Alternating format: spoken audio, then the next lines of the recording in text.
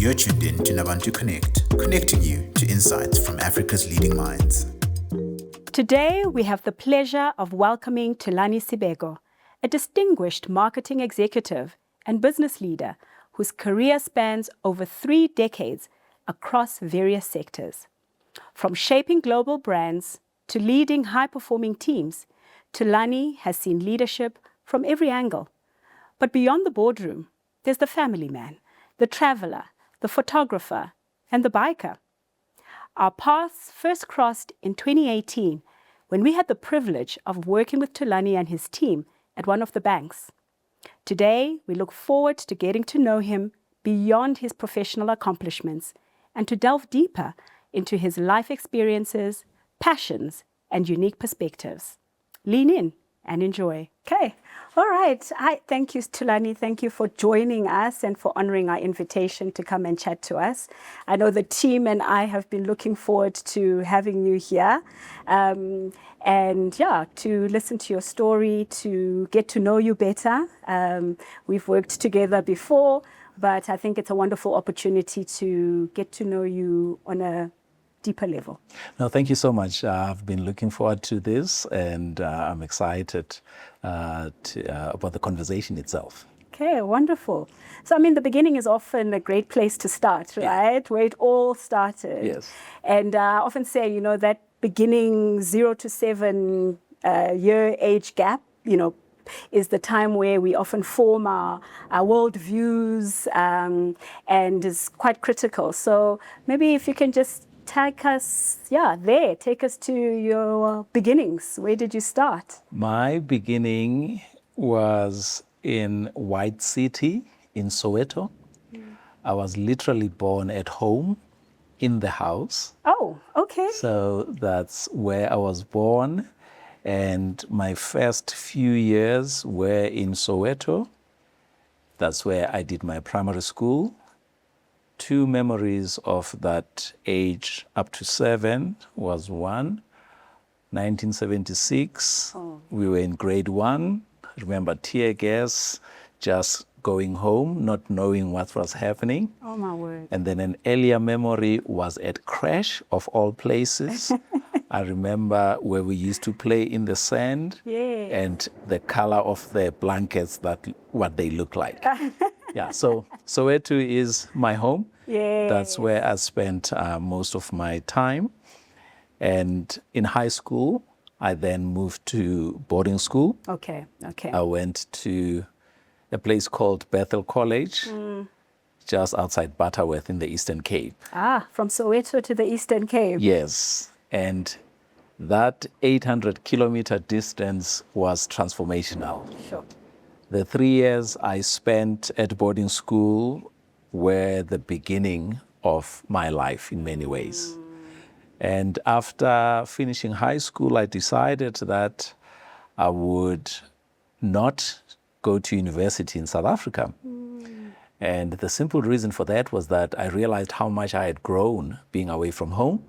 And I thought there's more growth to be experienced if I go outside of South Africa. I targeted Lesotho and Zimbabwe, and I went where the scholarship came. That was in Zim. 2 beautiful years in Zimbabwe. Then where in Zimbabwe were you? There's a university called Solusi University outside Bulawayo. It was Solusi College then. Yes.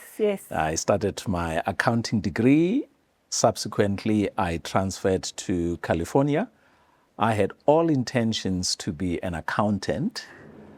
I can picture that. I can picture that. Yes, it didn't turn out that way.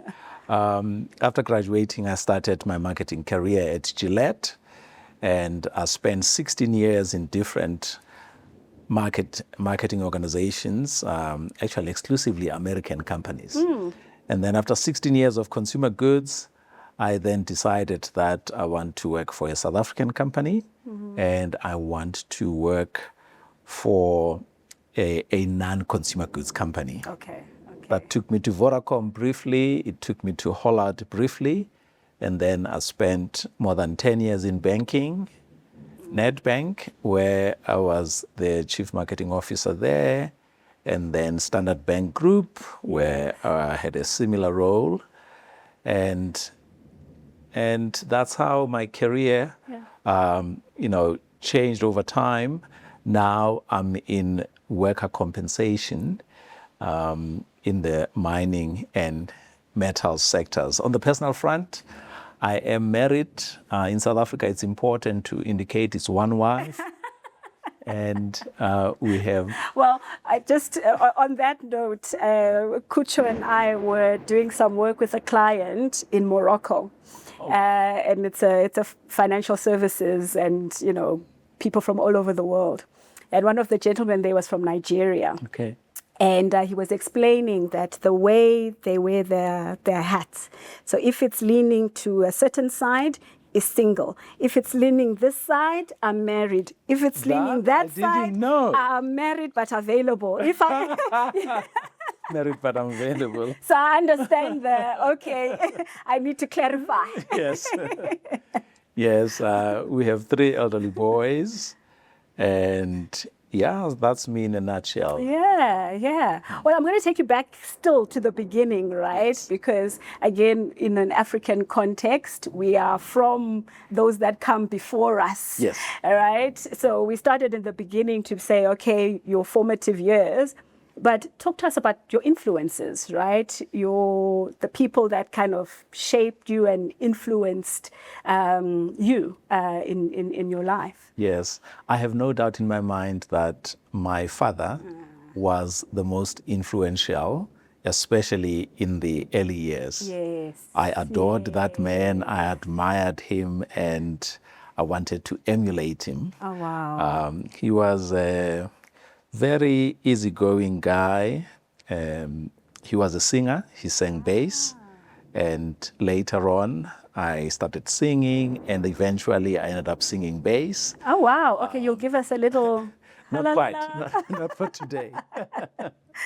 And, a man of little means, but very curious. Oh, wow. He traveled to many places through singing, among other things, a passion I enjoy today. Yes. An exceptional organizer. I used to watch him, whether with their choir or at church. He was just amazing. Yeah. So he's the one who shaped my life in many ways. Even the choice of going to boarding school was not mine. Okay. Yes. In the 80s, things were a bit hectic in the townships, and he was the one who said, it's not looking good. So I suggest that you go to boarding school. Incidentally, the boarding school that he went to in the 60s. Oh, wow. Okay. And I was not for the idea. I had visited my brother a few years earlier in another boarding school called Kangele. Also in the Eastern Cape. In the Eastern Cape, yes. I thought they had abandoned my brother. And I swore to myself that I will never be abandoned. But when the man said, this is a good thing for you, I listened. Yes. And so all the way to the teen years and even the early part of my career, I still remember whenever I had to make a career choice, the last person I would speak to would be my dad. Oh, yes. This is what I'm thinking about, and da-da-da-da-da. And the last question he would always say, so are you happy? And then I would know that I have his nod, and so that was my biggest influence. Oh, it's amazing, because I was actually just curious in how you would answer this question, because our previous guests have been women. And the common thread as well there has been fathers. Yep. And the role of, fathers in their lives, you know. So I had made a parallel to it being about girl children. Yes. And then now listening to you talk about your father as, the biggest influence, there's something there around this role of fatherhood and how it shapes and present fathers. I don't know if there's a line there to successful children and well-rounded children. It's just my curiosity. I would say generally parents are an influence because with my mom, the single biggest thing that she influenced us with is generosity. She has the biggest heart and a very sacrificial attitude Yeah. about her. So when we grew up, often we would find ourselves having so many people around that she invited. Whenever she said, I'm going to have a small tea, we end up with hundreds of people because, that's just how she is. And so generosity for me is something that I learned about her. And also that thing of dedication and sacrificing for others. Yeah, I used to watch her when we were small, would sometimes visit where she used to work as a seamstress at a factory. And later on, she used to work for a gearbox company.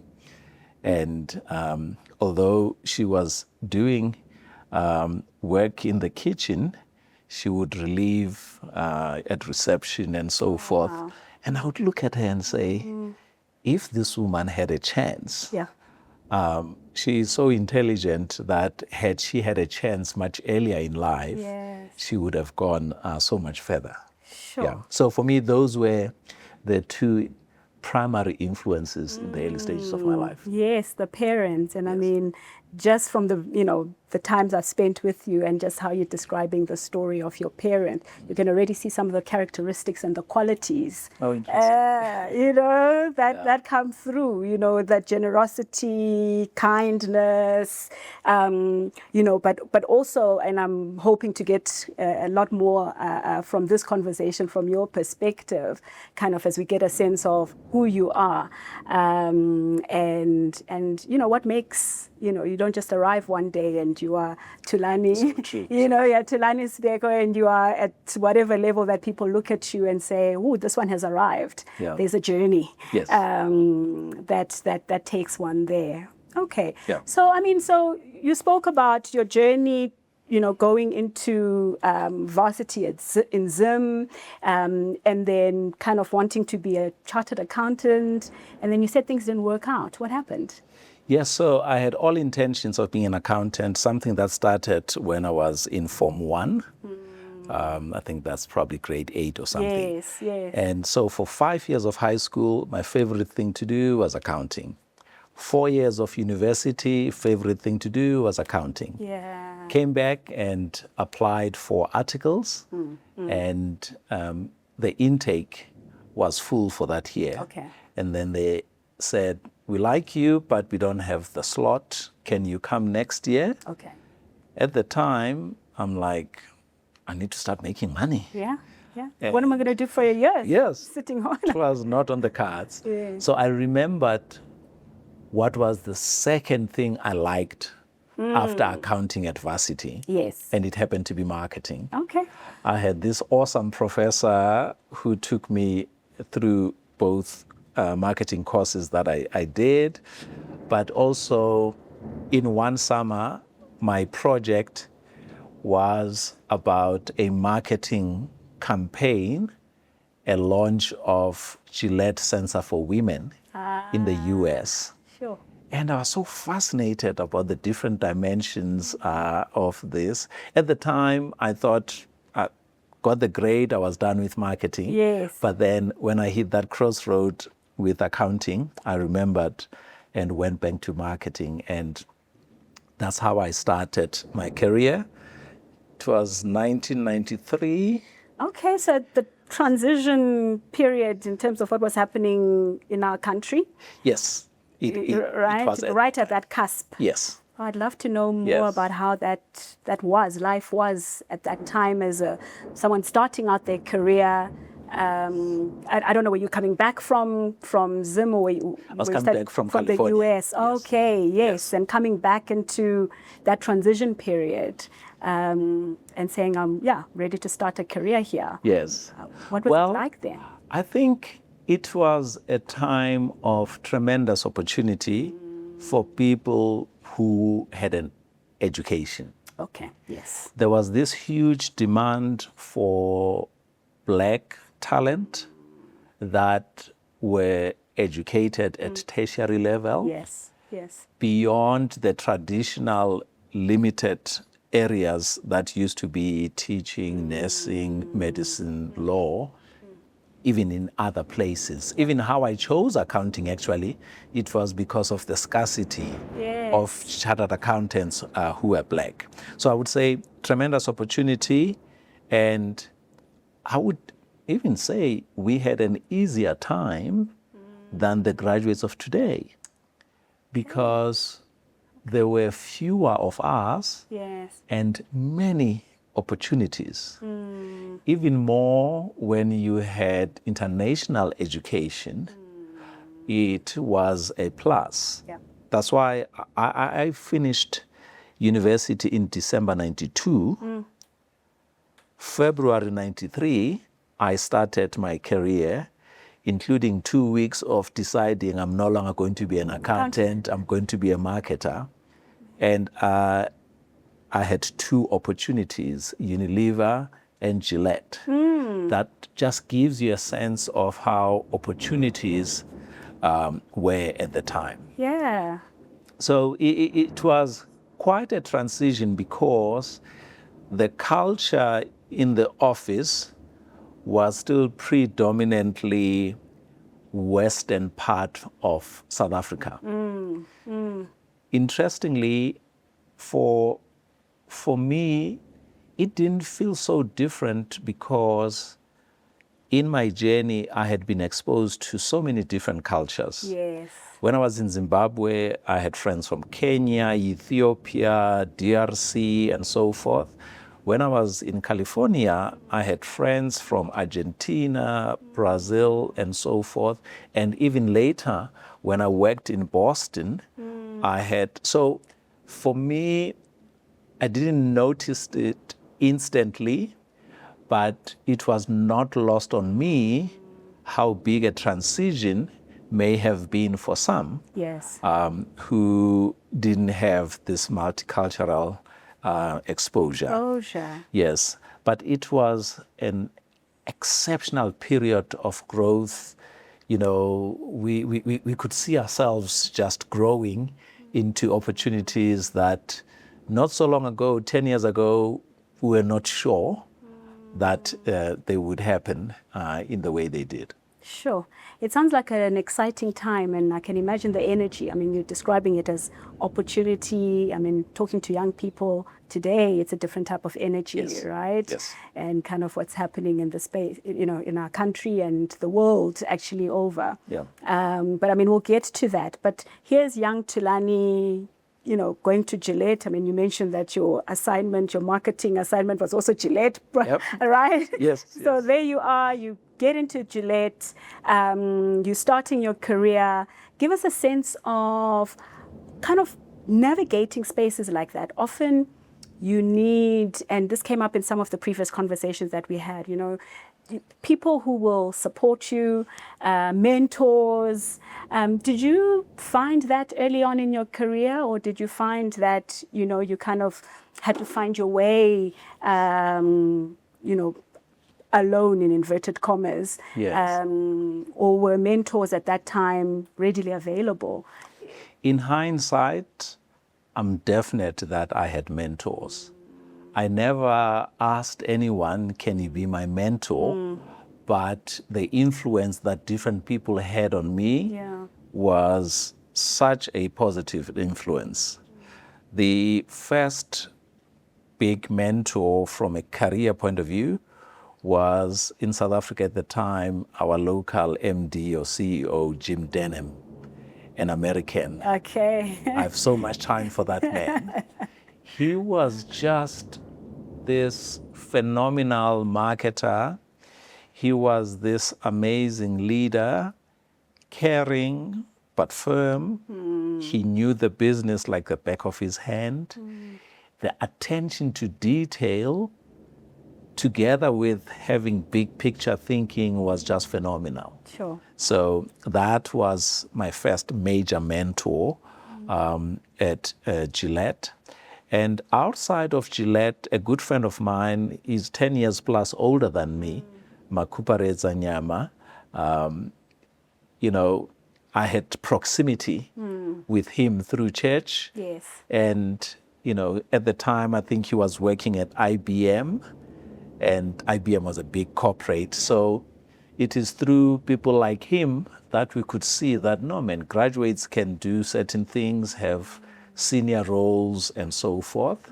So definitely I had different kinds of influences. I would further add that before I became a leader in corporate, Yes.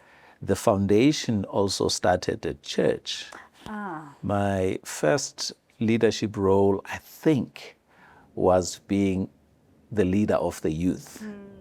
And this is where this young person was leading young people. And you learn very different things. Yeah. To work through influence. Yes.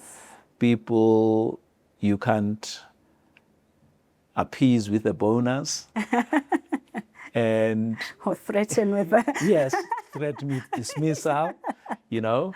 So for me, that I would say had its own unique part that it played in terms of leadership. Yeah, so I would say Jim Denham, first boss's boss, Makupareja, a good friend of the family, and I had a few other friends. Actually, for some reason, a lot of my friends tended to be older. Yes, okay. Yeah, a lot of my friends tended to be older, and with that, we are chabula, as they say. You know, just being amongst them, there's things that you just pick up. You graze here and there. You know, so that helped. Sure. And just in this journey, right? You're young, you're in the space. I imagine you had your eyes set out in terms of, you know, I have a direction that I'm trying to take my career towards. What was that? You know, where were you? Now you've shifted gear, you know, accounting is not happening. I'm in marketing, I'm in it. What were you seeing for yourself, and what did you picture for yourself? You know, the first time I was asked that question, I was amazed to realize that I never imagined a certain destination. It just never crossed my mind. For me, what was always important is the notion of growth. I never said I want to be a chief marketing officer. Yes, yes. I never did. Yeah.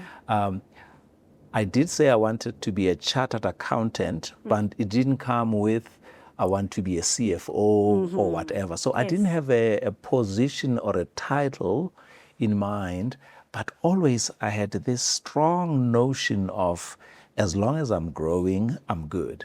So that has been a key part of what has driven me. And later, also, I modified and expanded the definition of growth. Yes. Because earlier on, it was somewhat linear, more seniority in one direction. But as I grew older, there was also growth in matters of self, not necessarily a career. Yes. And that also brought, you know, enrichment that I would not have thought about when I was much younger. Yes. Yeah, so yes. yeah, the short answer is that I never had a destination in mind, but I was very clear how growth was important for me. Where do you think that comes from? Because it's sounding like it's about being purposeful, it's about growing, and it's not about title or position, but more about, am I growing? Is there purpose? Is there meaning? Where do you think that comes from? You know, I've not tried to identify its genesis, but I suspect it's a combination of things. I can't think of one, but from very early in my career, I've always been more on the serious side, more deliberate. Yes. And when I What is your think star sign? Aries. Aries. Okay. Yes. Okay. Yeah. Okay. Yeah, so when I think about a combination of factors that really shaped me, one way to think about it is things that happened in different decades of my life. In my teens, two things happened. I went to boarding school in the Transkei. I went to first years of university in Zimbabwe. Yeah. So my view of the world suddenly changed from being a Sowetan Yeah. who views the world through the eyes of a Sowetan. I became a South African and I became an African. Okay? So that was the teens. In the 20s, a few things happened. I started my career, and in starting my career, one thing I'm grateful for is that I started at a company where my function was core. Marketing was core to Gillette. Yes. So that meant great learnings, that meant development opportunities, and so forth and so forth. Yeah. But it was also in my 20s that two other things happened. I got married and I became a parent. Yes. So life changed. And even as I look back, I think I married well, Pepi. That one I got right. 100%. Yeah, I got right. I say this because I truly believe that it matters who you partner your life with. Absolutely. You know, so I'm grateful that that happened. So those were my 20s. In my 30s, that's when I was working in Europe, first in London and then in Geneva. That's when kids were older. But also, that was the first time I experienced close loss when my father died. Oh, yeah. So that was a transition on its own. But when the 40s came, I still remember on my 40th birthday, I was like, Thulani, you are serious. And this has to change. Because what, occurred to me was that I was so future-oriented. Yes. Saving, investing, one day I'll do this, one day. And I was like, if I die now, I'd be really upset. Yeah. Because I could have missed out on some things. Yes. So when I turned 40, I said, okay, yes, the future is important, but I'm going to live a little. So when I turned 40, when we were changing cars, and I wanted an older version of the car, when my wife and the boys said, no, that's not flying. We want the newer version. The newer Thulani was like, oh yeah, why not? I work hard, let me do this. And older me was going to be saying, not a chance. I don't sleep in the car, I sleep in a house, therefore, blah, blah, blah, blah, blah, blah, blah. So yeah, the 40s were a beautiful turning point in that sense. Yes. Yeah, so when you look at all these chapters, it's very hard to say what single thing influenced things. Absolutely, absolutely. I mean, you tell your story about being serious. I know my mother used to say that about me, like, oh, you're just so serious. And I had a similar type of revelation, like, actually, I need to chill. Interesting. And now she says, you know what? You are getting younger as you grow older. Wow, that's a wonderful compliment. And you're getting younger as you grow older, because my goodness, you were so intense. Yes. Yes. Like everything like this, like that. Yeah. So it's sounding to me like there's a part around actually living and enjoying the moment. So maybe let's chat a little bit about, you started talking about, getting married being one of the key things that you've done excellently. And becoming a family man, in your 20s and so forth. How would your family describe you? Yeah, it depends whether with allowance or without allowance. But in the main, I would say I hope they would know me as caring. I would hope they would describe me as being present in their lives. Yes. And I'm certain that this growth and excellence ethos they would mention as something that I value personally, but also I hope to see in others too.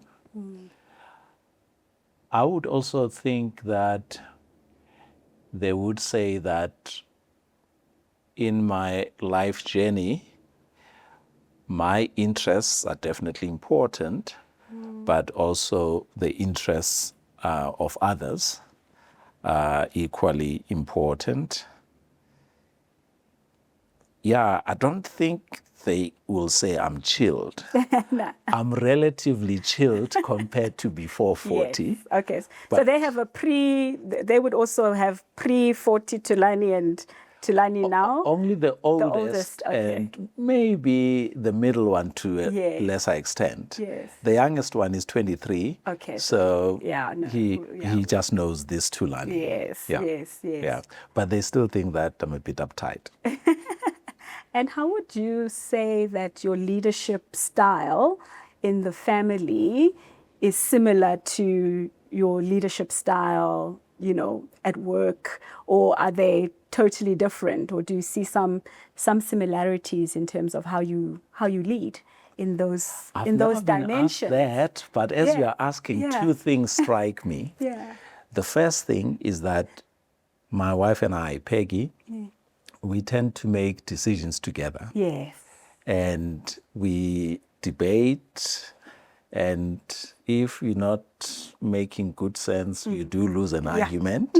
So the way of engaging, giving chance to ideas with merit to come to the surface is something that even at work I tend to live.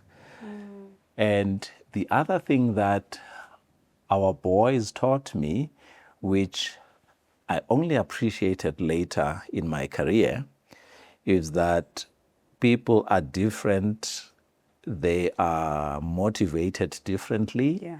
and therefore they need to be led differently. Our three boys, they are so different. They are so different. Yes. Our youngest is the one closest to Thulani. In terms of character and Personality, style. Okay. Yes. Quantitative oriented, and so forth.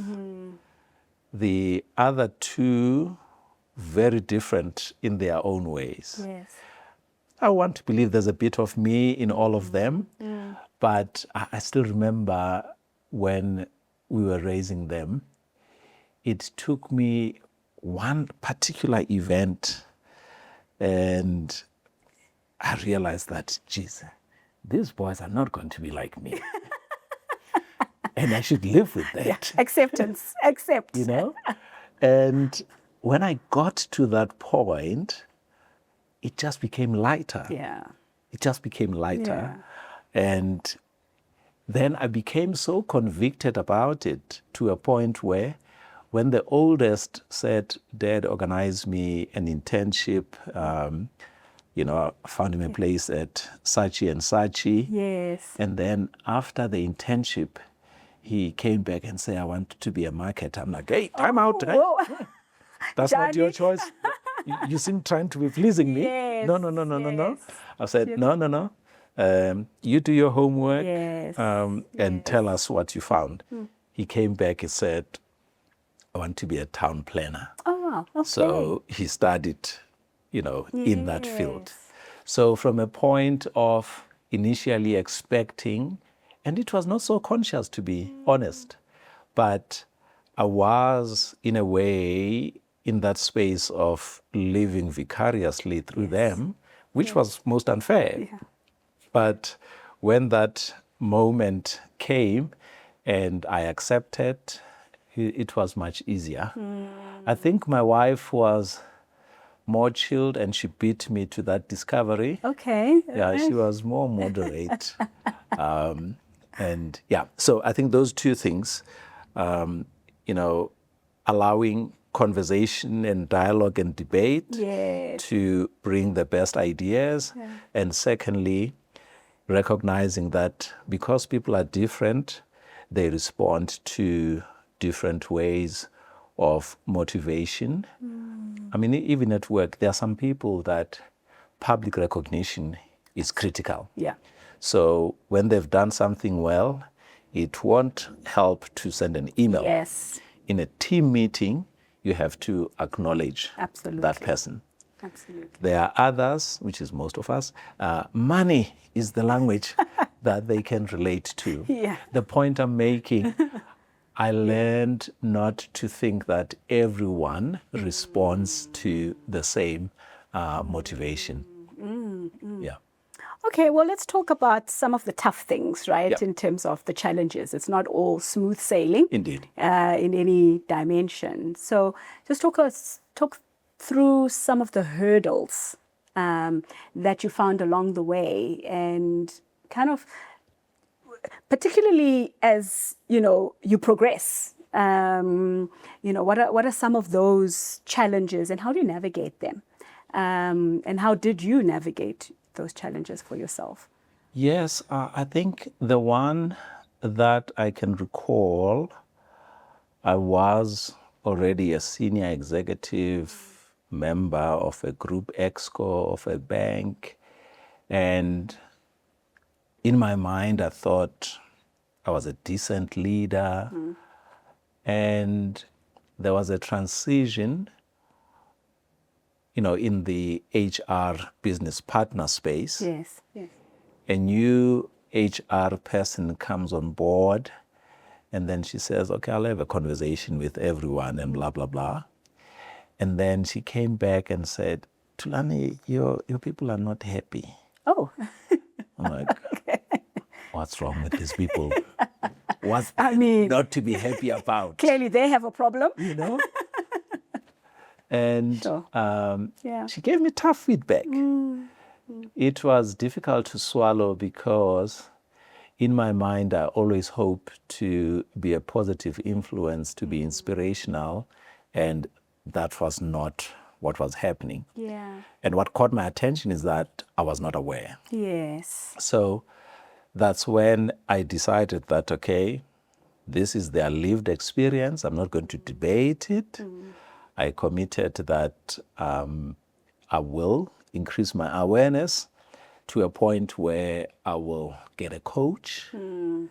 And that experience with Heidi Carter was transformational.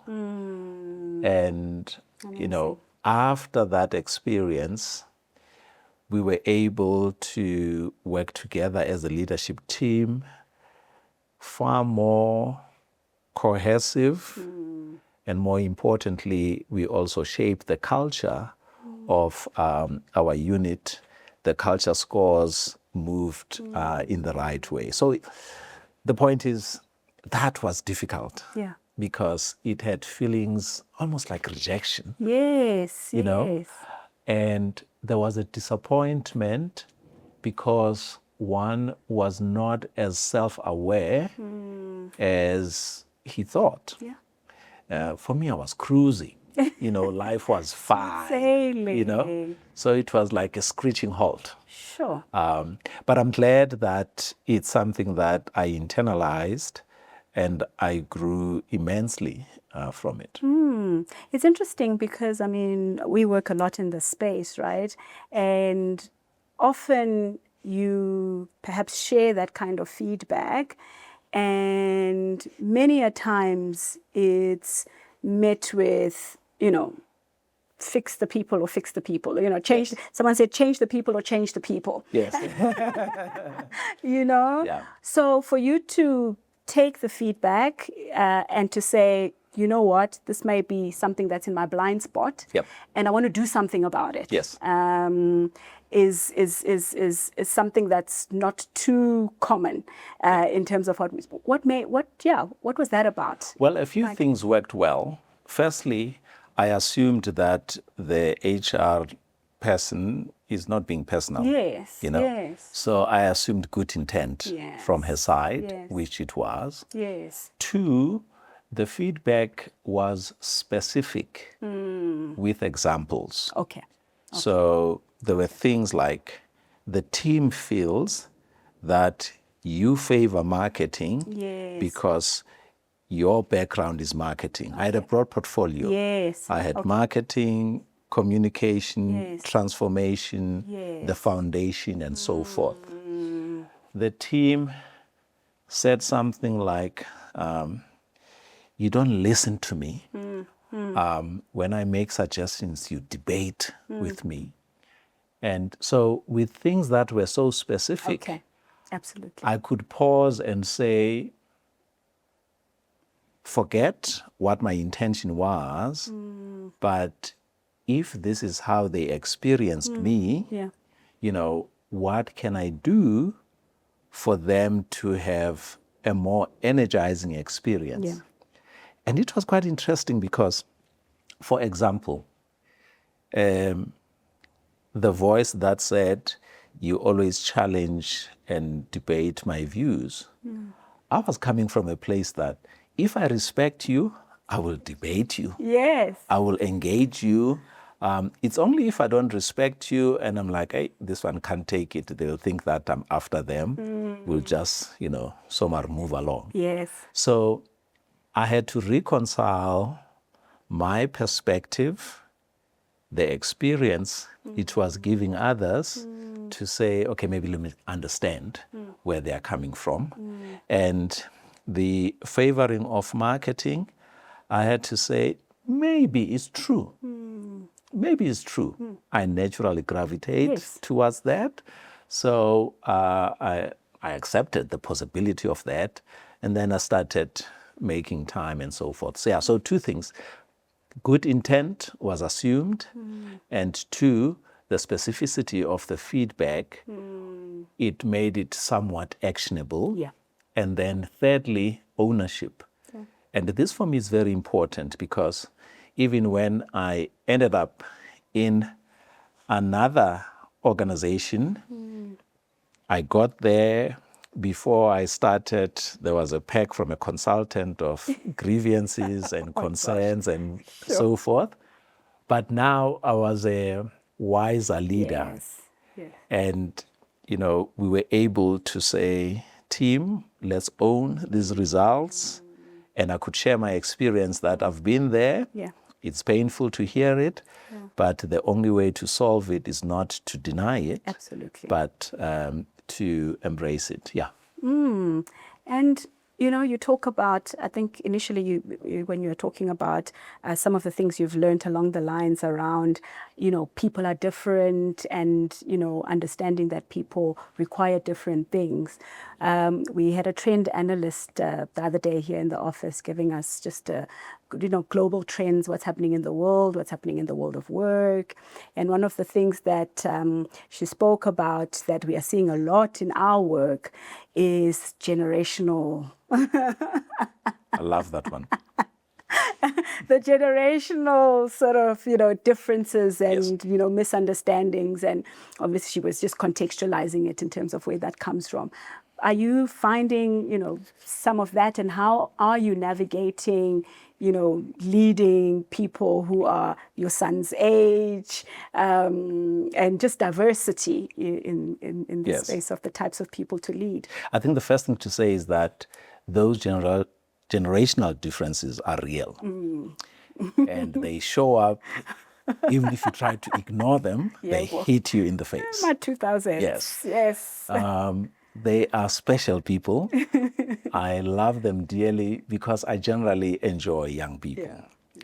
So some of the ways I've tried to internalize and deal with this was accepting my incompetence about their world. those creatures, my sons included, live in a parallel planet. And it's so real and tangible for them. There is no point debating its existence. Yes. You know? And yet, at the same time, we make the mistake of concluding that because of the way they are not serious about life. They don't have deep aspirations that are long-term and so forth. And for me, this is where our incompetence comes in. It's a lot of assumptions, stereotypes, and generalizations. So when I was at Nedbank, one thing that I started doing was to have millennial breakfasts. Because in my leadership team, most people were my age. And then I realized that if these are the only views I have, I'm in trouble. So I started these breakfasts, and people would just come on a rotational basis because there were quite a few of them. There's no agenda. We talk about what they want to talk about.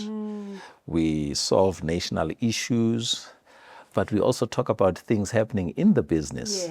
You know, they give me their thoughts about things that are positive, and there are things when they say, Lani, I don't know what you guys are on about, but just stop. You know, so we can engage and so forth. So I think the informality about it, in a way, it has also allowed reverse mentorship of sorts. Yeah, so that's one way, you know, I've done it. The other thing is that I have a lot of relatively young people that I mentor. And through the things that they struggle with, the things that they are trying to navigate, I can see their world. And that has been also a source of growth for me to understand that space, because their challenges are very different from what we used to get through at that age. Yeah, no, absolutely. And do you find that they, you know, being in a leadership position, and this often a lot of women, particularly Black women, in very senior leadership positions will say, sometimes it feels like there's an expectation. There's either an expectation around, you know, there's a spotlight, so you fail, it's Black women that have failed. Not actually, you know, this is me and I'm being judged as just me. So there's this weight often that you are carrying a whole sort of class and group of people in terms of the work that you are doing and being measured on that that kind of standard. Do you find that there is that for you? I must say, I've never felt it in an overwhelming sense. For me, it's always been ngumntana kaSibeko, and if I behave badly, bazothi umntana kaSibeko. Okay. You know? But two, I'm also at a general level was aware that sometimes there were double standards, that Black leaders had to work twice as hard to be noticed, because before they do anything, they are assumed to be affirmative action candidates, and therefore they don't deserve to be there. So that was, you know, especially in the earlier years, a factor to consider. But it's never in a overwhelming sense. But occasionally you can sense when people are misbehaving and are boxing and so forth, and then you just nip it in the bud. Immediately. And I mean, you know, speaking with some of these particularly Black women leaders, it translates to almost a sense of responsibility that, you know, one, obviously have to show up in a particular way and, succeed, but also the responsibility to then nurture others and grow others. Yeah. What is your sort of style there and your take there in terms of your mentoring and bringing others along with you on the journey? You're raising a very important point about the responsibility to help others navigate. One of the major things that influence career success is reading and navigating corporate culture. Absolutely. Okay? Yeah. What is a fact is that corporate culture is Western oriented. Yeah. 100. And there are certain things in our culture may be valued, but in a corporate culture context become a liability. Being humble is a good thing. Yeah, absolutely. And I won't abandon it. But what I try to help young people is that being humble and being assertive are not mutually exclusive, as an example. Yeah? Because when you make the mistake of assuming they are such, then what happens is that you may fall into the trap of assuming that I will do well and the system will make it known that I'm doing well. Very few companies can have that kind of culture. In a lot of companies, you have to be intentional. If I do well, I need to get credit. And if somebody else gets credit that is not due to them, I call them out. Yes. That's one thing. The other thing that, for me, that's important with the younger people, there are certain things that were valuable then and they still are valuable now. Yes. That small thing of hard work, geez, it doesn't go out of fashion. Yeah. And it remains important. And sometimes this is a generation of hacks, there's too many shortcuts. There's certain things you just cannot shortcut. So for me, helping them appreciate that there are certain things where the experience cannot happen in 6 months. If you work in a business for 6 months, you're just warming up, getting to know the basics. It's different from if you worked for 3 years, because whatever is cyclical in that business, you would have gone through 2 or 3 cycles. Whatever is unique and only happens at a certain time, you would experience. As business would have it, it's not always success. If you've also experienced failure, you also learn how to come out from the bottom to turn things around. Yes. I mean, there's no hack for that. You just have to experience it. So those are some of the things that, when engaging with young people, you try to, instill in them. But also, you look at some of our mistakes that you just want to give them school fees free, the benefit of that. For example, there was a time when we viewed careers as a life sentence. Oh, yes. That if I choose to be an accountant, for the rest of my life. Yeah. But in hindsight, when a young person is about to choose a career, you give pointers on things to consider. And when they are anxious as hell that they are going to make a disaster of a decision, you just remind them that even a few years' time it's not working out, you can change. Yeah. And no one's going to die because of that. Yes. So it's a combination also to add our own experiences without imposing. I often tell my mentees, after everything I've said, I said, remember, it's your life. Yes. You live at a time that is different from mine. Yeah. And also your priorities could be very different. So I encourage you to have other mentors and other perspectives. And at the end of the day, make a decision based on how does this serve me. Thulani may be successful in some ways.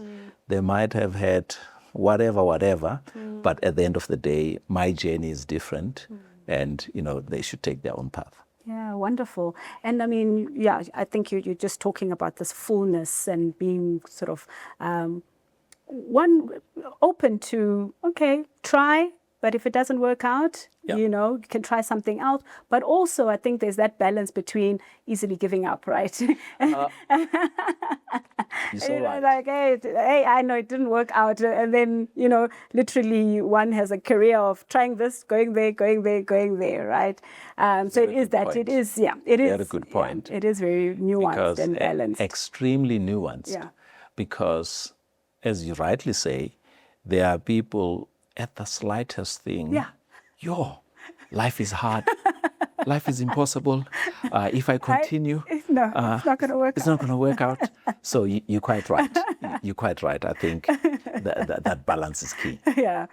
Okay. Well, talk to us about what else you do. We know you in Korea, but I think I was watching another podcast you were on, you mentioned some other things that you do. And I remember in the work that we did with one of the banks, you came in on a motorbike into the conference. And we're like, oh, okay, interesting. Yes. So give us a sense of what else you do in terms of living and being alive and enjoying life. Sure. So I remain committed to my post-40 mission. Yeah. A balanced life is very important for me. Yeah. So I do, allow myself time for a few hobbies. One of my favorite hobbies is photography. I enjoy taking pictures, especially of the wild.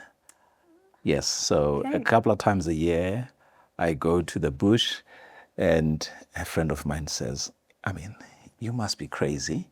But this is somebody who runs the Comrades Marathon. That's another level of crazy. Yeah, so there's different types of crazy. So photography, something that I really enjoy. The other thing, as you said, motorbiking. It's something that I've done for a little over 5 years now. Sure. There's nothing like it. Being out and generally, outside of the city, in the mountains, and just to feel the air, there's something special about that. Are you part of like a biking club or is? Yes, I'm a member of one of the Hawk clubs. And most Sundays, time permitting, we go on a ride. Oh, wow. And the beauty with motorbiking is that to go to Pretoria, you can go via Velkom, just to have time on the road. So that I enjoy immensely. The thing that we share as a family is travel. Yeah, so we try to do as much travel as we can. Not as much now. Now it's more me and Peggy. The boys, have their own lives. Yeah. But when they were younger, we did quite a bit of travel together. I still occasionally sing, mostly at church. Are we going to be able to squeeze a verse out of you? In a formation with others. Okay. In a formation with others. And when we were living in proper winter countries, I enjoyed snow skiing. Oh, wow. Yeah. Sure. Okay. Together with other 3 Black people who were snow skiing. I was going to say. Yeah, it was not common, yes. But thoroughly enjoyed it. Some of the boys enjoyed it. I remember the young one said, this thing is too cold, just not interested. Yes. Yeah, so that I do. I enjoy watching a lot of sport. Okay. But on the telly. Not going to the stadium or whatever it is. What sports? F1 is one of my favorite. It would be very expensive to go to every F1 race. Team? Yeah. Which team, or are you a driver specific? We are transitioning. We move with Hamilton. We move with Hamilton. Okay. Yes. And then the other sport I really enjoy is soccer, mostly EPL. And my team is Arsenal. Okay, no wonder. My heart has strong muscles from We've endurance and perseverance. Yes. So those are the two primary spectator sports. Cricket and rugby, I only watch national games, not any provincial stuff. And then something that I did last year, I did my coaching training and I finished my course. So that is another thing that I enjoy. I don't get to have as much time as I would like, but it's something that I enjoy. For me, it's consistent with the growth of others. Yes. And it's not quite mentoring, but the effects are both in the positive space. Yes, sure. Wait, just on the soccer thing, okay, I see we are aligned with the Arsenal domestically. Domestically, I remember distinctly in 1999, I decided that Thulani, you have one heart and Kaizer Chiefs is not good for your heart. So I stopped being passionate.